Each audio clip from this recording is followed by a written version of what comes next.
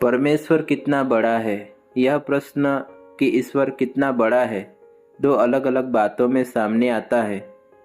एक तो गंभीर दार्शनिक यह चर्चाएं करते हैं और बच्चों का संडे स्कूल में बच्चों को यह पूछा जाता है। सामान्य उत्तर में आमतौर पर यह दिया जाता है कि जितना आप कल्पना भी नहीं कर सकते उससे भी बड़ा परमेश्वर है, और बच्चे अक्सर इसका उत्तर ऐसे देते हैं कि मेरे घर से भी बड़ा परमेश्वर है।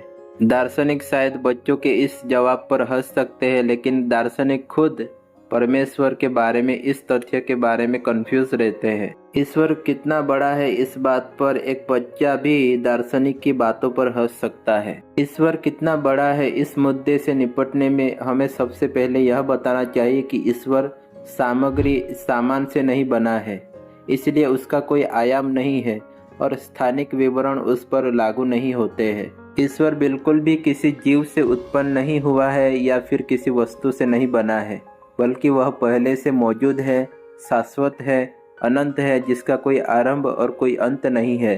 प्रकाशित वाक्य 22:13 कहता है, मैं अल्फा और ओमेगा, पहला और अंतिम, आदि और अंत हूँ। वह अस्तित्व है और उसके बिना कुछ भी अस्तित्व में नहीं रह सकता। ईश्वर अपनी रचना से बाहर और स्वतंत्र रूप से मौजूद है। ईश्वर आत्मा है, जैसा कि यूहन्ना 4:24 में लिखा है। ईश्वर आत्मा है, इसलिए उसका कोई भौतिक स्वरूप नहीं है। ईश्वर की इस विशेषता को समझना हमारे लिए कठिन है। हमारे पास एक आत्मा है जो भौतिक शरीर से जुड़ी हुई है और भौतिक दुनिया से निकटता से जुड़ी हुई है। हम स्वाभाविक रूप से लंबाई, गहराई और ऊंचाई के बारे में सोचते हैं। हमें लगता है कि अगर हम किसी चीज को सही तरीके से माप सकते हैं तो हम उसे बेहतर तरीके से समझ सकते हैं। इसलिए हम मापने वाले उपकरणों का आविष्कार करते हैं। हम इंच, मीटर, मील और प्रकाश वर्ष के संदर्भ में बात करते हैं। लेकिन जब हम ईश्वर को मापने की कोशिश करते हैं तो हम एक समस्या में पड़ जाते हैं। हम पाते हैं कि वह अमूर्त है और इसलिए उसे मापा नहीं जा सकता।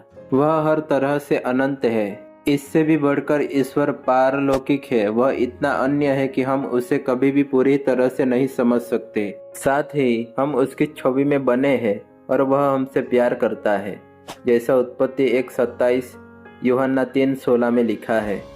उसने अपने वचन और अपने पुत्र यीशु के माध्यम से हम तक संचार किया है। चाहे परमेश्वर की महानता का प्रश्न रविवार के स्कूल में पढ़ने वाले बच्चे से आए या किसी विद्वान से आए, इसका उत्तर इस प्रकार है, वह ब्रह्मांड को बनाने के लिए पर्याप्त बड़ा है और हमें जानने के लिए और प्यार करने के लिए पर्याप्त छोटा है।